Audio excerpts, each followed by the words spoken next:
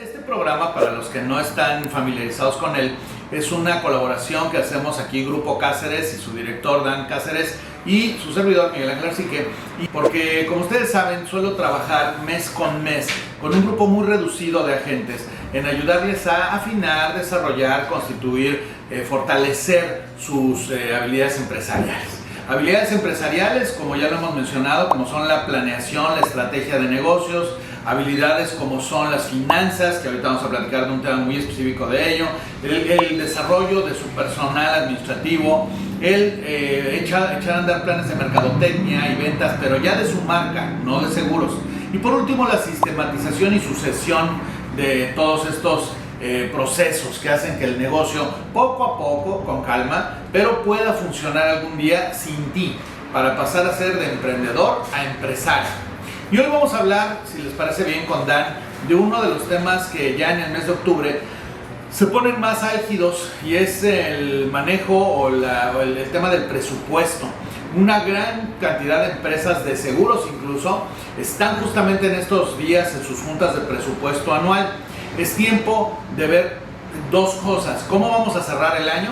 Recuerden que el sector seguros vende el 60% de lo que vende, lo vende en octubre, noviembre y diciembre. Es un mes muy fuerte de ingresos, de ventas para muchas personas y de cierres de ventas para lograr sus bonos que les pagan el año próximo. Y por otro lado, también paralelamente, es tiempo de empezar a echar cuentas, registrar cuánto se gasta, cuánto se gana, cuánto queda, para ver qué se va a hacer presupuestalmente el año próximo. Y aquí Dan y un servidor vamos a platicar hoy. ¿Por qué es importante, Dan? ¿Por qué ha sido importante para ti ir llevando un presupuesto anual de tu negocio? Fíjense que este punto es muy importante y se los comparto a todos ustedes. Como agentes de seguros, de repente somos muy informales en el tema de la administración, ¿no? Habrá algunos que sí, pero en mi caso yo era todo un caos en el tema administrativo y sobre todo en el tema de las finanzas. Curiosamente, paradójicamente, ¿no? Ayudamos a la gente a planear sus finanzas, pero luego nuestras finanzas están medio desordenadas, ¿no?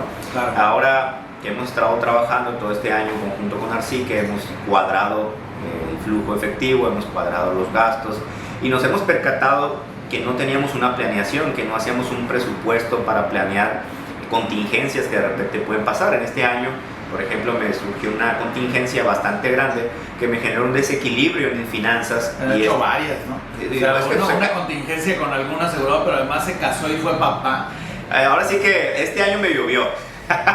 Me llovió, mis ingresos han tenido que subir bastante, pero a pesar de que han subido, no he podido nivelarme al nivel de los gastos que he adquirido. De hecho, han sido mucho más los gastos al ingreso que he percibido. O sea, curiosamente, si yo analizo mis números, he tenido un crecimiento de más del 35% en relación al año pasado.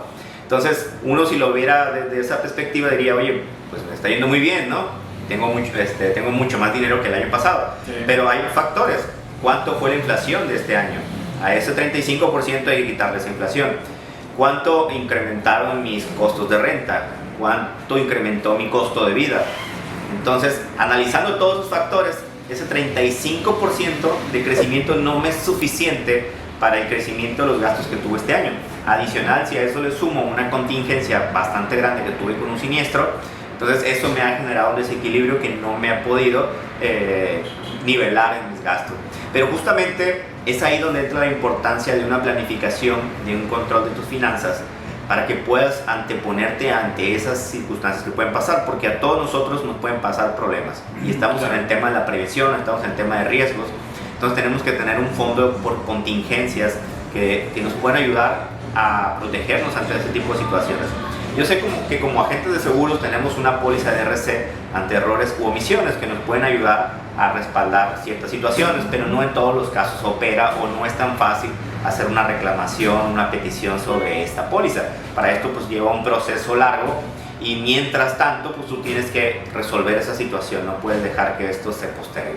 Por lo tanto, tu fondo de contingencias tiene que ser lo suficientemente grande para cubrir esas necesidades y no te genere un déficit presupuestario en tus finanzas, porque eso atrae muchos problemas.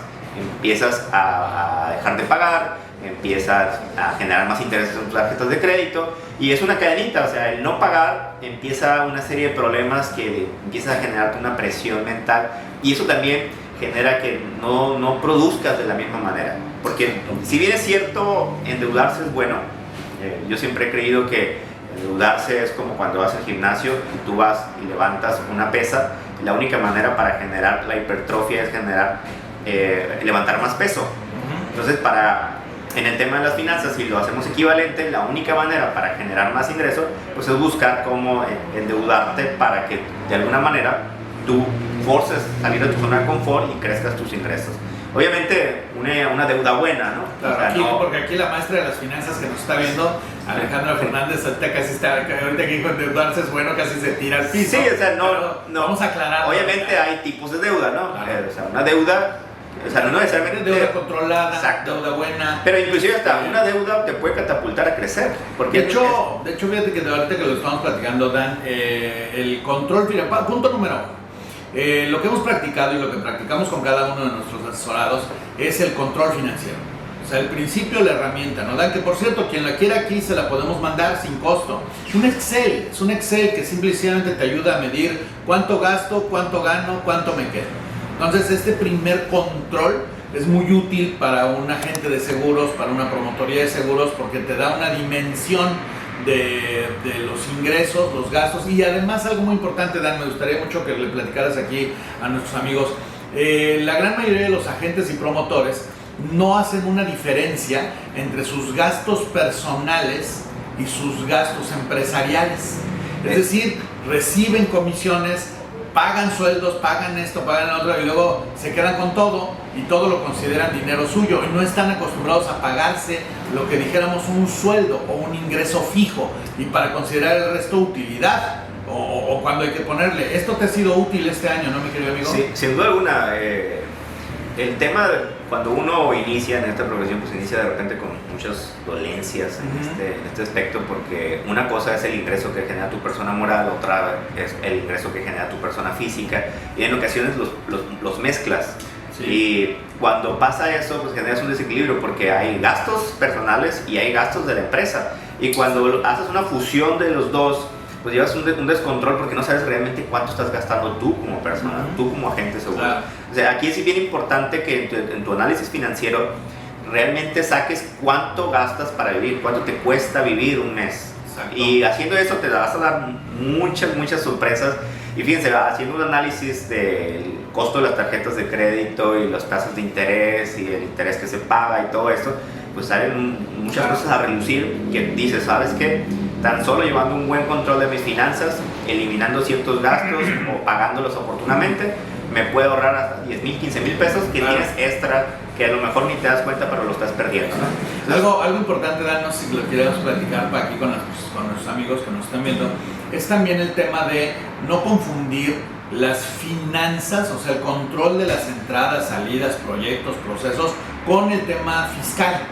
Hay muchos asesores contables, fiscales, que pues obviamente ven la empresa desde el punto de vista fiscal. Y entonces esto a veces que a mis amigos agentes los confunde mucho, porque el contador te dice qué es deducible, qué no es deducible, gasta en esto, gasta en el otro, pero sus consejos de gasta o no gastes o factura, o sea, son del tipo fiscal, amigo. Y entonces a veces llegamos a las situaciones de que hay inversiones o gastos que tú haces como persona, y por ejemplo le compras un teléfono o le compras un iPad a tu hijo o a tu hija y dices, oye, es un gasto que puedo hacer deducible por la naturaleza de mi trabajo. Sí, por la naturaleza de tu trabajo, pero realmente no fue un gasto para tu empresa, fue un gasto para tu familia.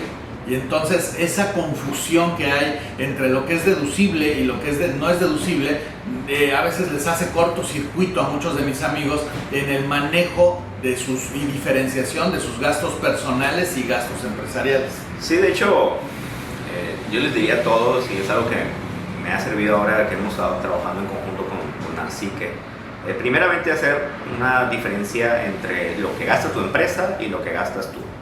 Independientemente del tema fiscal, olvídate ahorita de lo fiscal, divídelo en dos partes, ¿no? Claro. Primeramente, vivir y cuánto te cuesta tu empresa. Y ya después vienen los temas fiscales, las estrategias que tú puedes realizar para pues, buscar bajar ahora sí que la tasa de impuestos, ¿no? Claro. Pero eso pues lo veo como un tema secundario.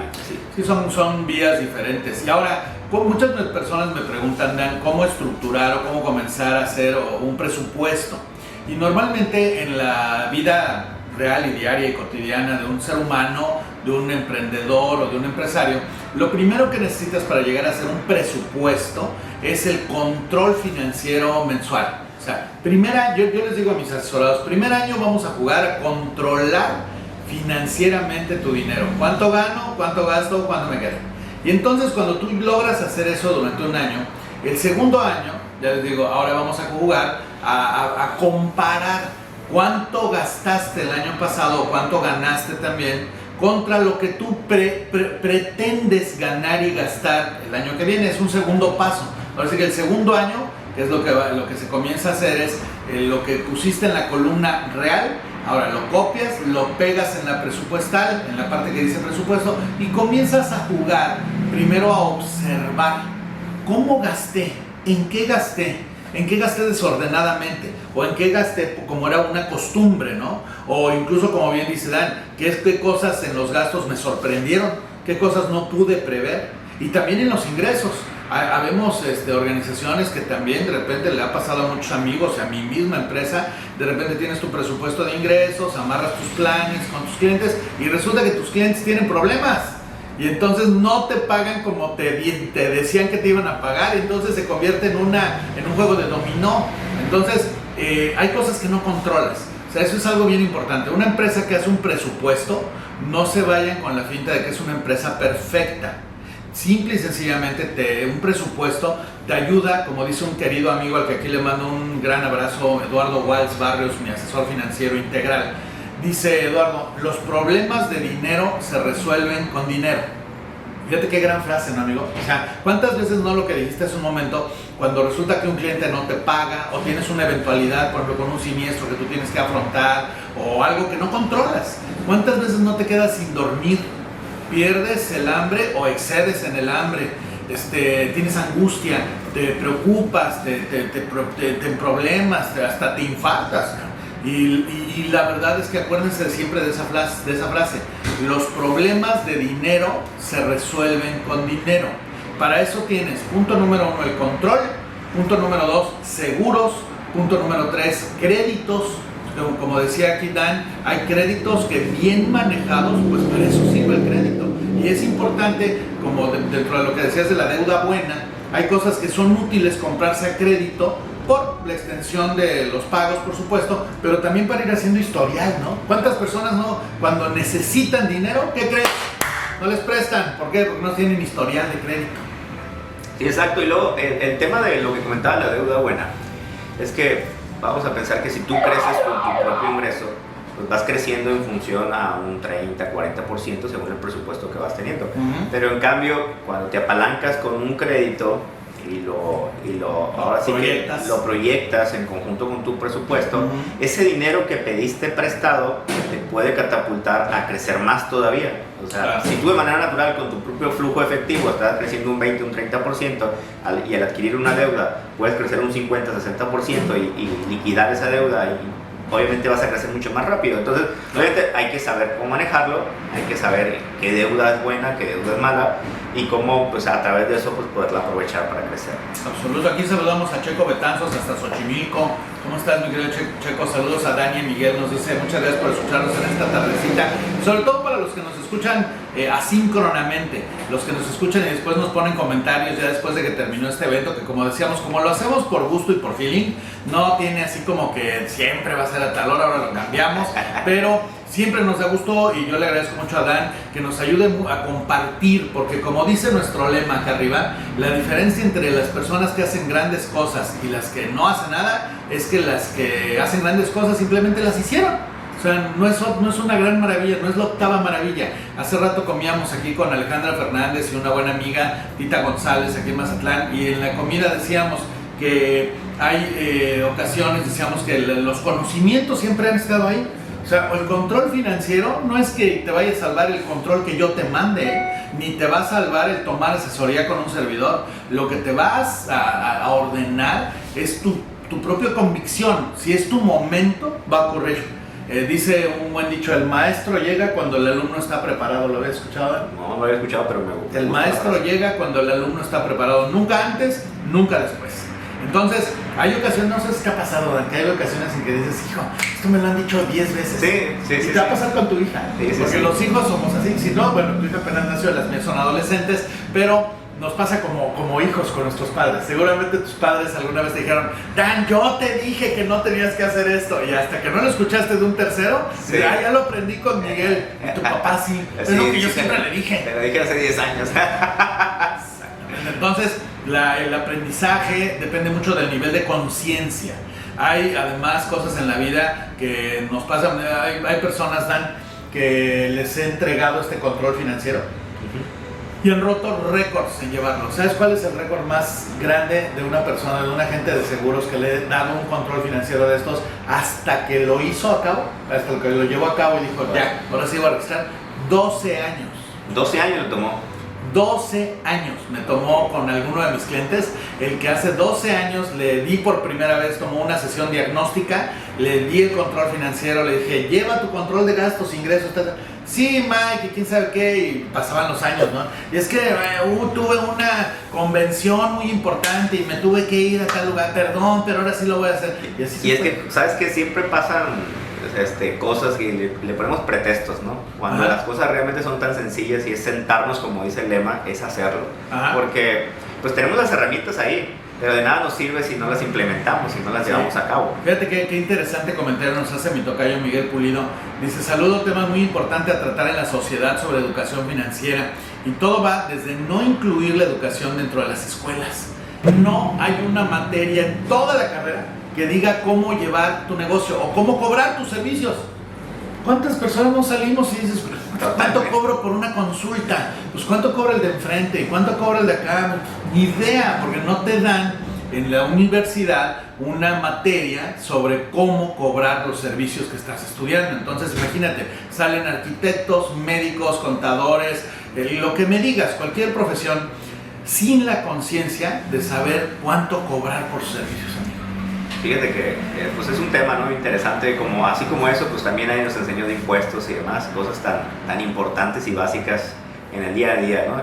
Y pues ahí es donde pues entramos nosotros, ¿no?, como agentes de seguros. Sí. Que cosa irónica, ¿no? Luego nosotros como agentes de seguros no tenemos bien ese control. Sí. Y hay que empezar con nosotros. Hay que empezar con nosotros para poder pregonar con el ejemplo. Este tema del control financiero es algo que no se da de la noche a la mañana.